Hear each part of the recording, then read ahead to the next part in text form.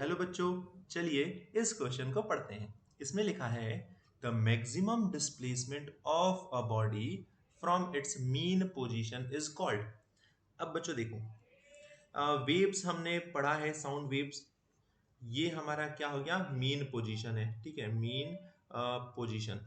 अब साउंड क्या है, साउंड एक वेव है जो कि ट्रेवल करता है एक जगह से दूसरी जगह, एनर्जी को कैरी करता है। तो हम एक वेव बना लेते हैं, तो ये देखिए कुछ इस प्रकार से वो वेव होगी। ठीक है, अब हमसे कह रहा है कि किसी पार्टिकल का उसके मीन पोजीशन से जो मैक्सिमम डिस्प्लेसमेंट हो रहा है, आइदर अपवर्ड साइड और डाउनवर्ड साइड। ठीक है, जिसे हम क्रस्ट एंड ट्रफ के नाम से भी जानते हैं। तो ये जो मैक्सिमम डिस्प्लेसमेंट हो रहा है आइदर साइड, बच्चों आइदर साइड, हम सिर्फ ये नहीं कहेंगे कि ऊपर की तरफ, नहीं, नीचे वाला भी डिस्प्लेसमेंट कंसीडर करेंगे। यहाँ पर ये भी क्या है, मैक्सिमम डिस्प्लेसमेंट है। तो इस मैक्सिमम डिस्प्लेसमेंट को क्या कहते हैं, तो बच्चों इस मैक्सिमम डिस्प्लेसमेंट को कहा जाता है एम्पलीट्यूड। और जितना ज्यादा एम्पलीट्यूड होता है उस साउंड वेव के पास उतनी ज्यादा एनर्जी होती है, या हम कहें वो उतना ज्यादा लाउडर होता है।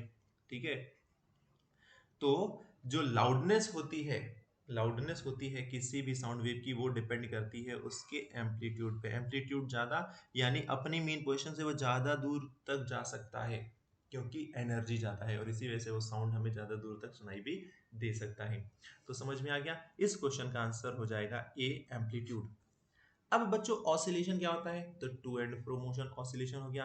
पीरियोडिक मोशन मतलब एक ऐसा मोशन जो एक सर्टेन पीरियड ऑफ टाइम के बाद अपने मोशन को रिपीट करे, यानी सेम पॉइंट पर वापस आ जाए। जैसे कोई ऑब्जेक्ट सर्कुलर मोशन कर रहा है, तो एक फिक्स्ड टाइम के बाद वापस वहीं पर आ जाएगा, फिर वहीं पर आ जाएगा, फिर वहीं पर आ जाएगा, जैसे हमारी क्लॉक होती है, घड़ी।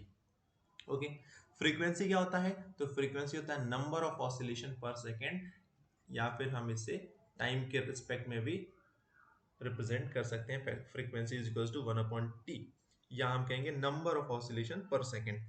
तो आपको इस क्वेश्चन का आंसर समझ में आ गया, जो होगा एम्पलीट्यूड। आई होप आपको समझ में आ ही गया है। Thank you very much.